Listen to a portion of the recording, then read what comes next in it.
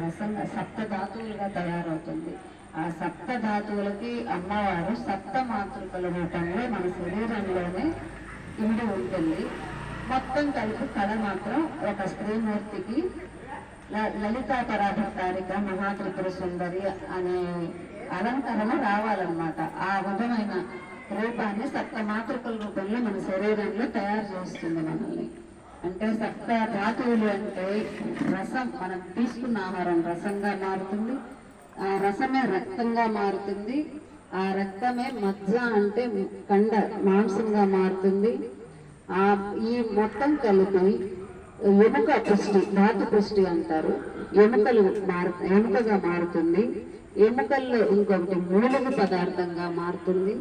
ఆ మూలక పదార్థం అంతా కలిపి శుక్ర కణాలుగా, లాస్ట్కి శుక్రకణం అంటే జీవధాతుగా మారి అమ్మవారు ఈ మనం తీసుకున్న ఆహారాన్ని మొత్తాన్ని సప్తమాతృకల రూపంలో ఒక్కొక్క రసానికి ఒక అధిపతి, ఇట్లా మజ్జకి, మూలుగుకి, ఇట్లా కండకి, వీటన్నిటికీ ఒక్కొక్క అధిపతి దేవతగా ఉండి అమ్మవారు లాస్ట్కి జీవ కణంగా మారినప్పుడు లలితా పరాభట్టారిక మహాత్రిపుర సుందరి రూపం ధరిస్తుంది.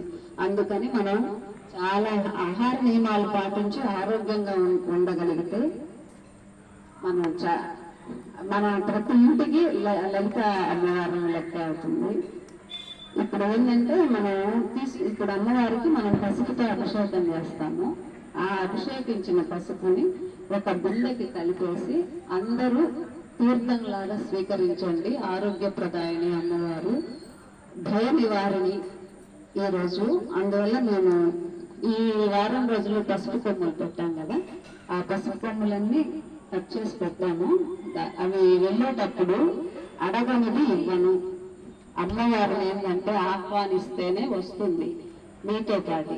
మీరు ఏ విధమైన ఆలోచనలతోటి, ఏ విధమైన ఉద్దేశంతో ఈరోజు ఇంటికి వెళ్తారో ఆ పసుపు కొమ్ము అమ్మవారు మీరు తీసుకొని వెళ్తారో అదే ఆలోచనలు, అదే మంగళత్వం జరుగుతుంది మనకి. ఎవరు అడిగితే వారికి మాత్రమే ఇస్తాను, అమ్మవారు అడగకుండా రాదు. అందువల్ల అడిగి తీసుకోండి. అందరికీ పిల్లలు లేదు, పెద్దోళ్ళు లేదు, అందరికీ ఆరోగ్యం కావాలి, అందరికీ ధైర్యం కావాలి, ప్రతి ఇంటికి రక్షా కవచం కావాలి. అమ్మవారు ఈరోజు రక్షా కవచాన్ని నమస్కృతే ఓం శ్రీ వారాహి దేవ్యై నమః నమస్కారం సమర్పయామి. ఓం హిరణ్యవర్ణాం హరిణీం సువర్ధనసహస్రజాం చంద్రాం హిరణ్మయీం లక్ష్మీం జాతవేదో నమావః.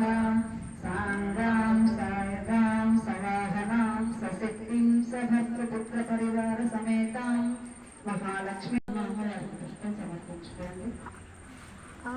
శ్రీయం దేవీ నపహ్వే శ్రీం నాదేవీ జుషతాం. ఓం శ్రీ వారాహి దేవ్యై నమః. పాదయోః పాద్యం సమర్పయామి. ఓం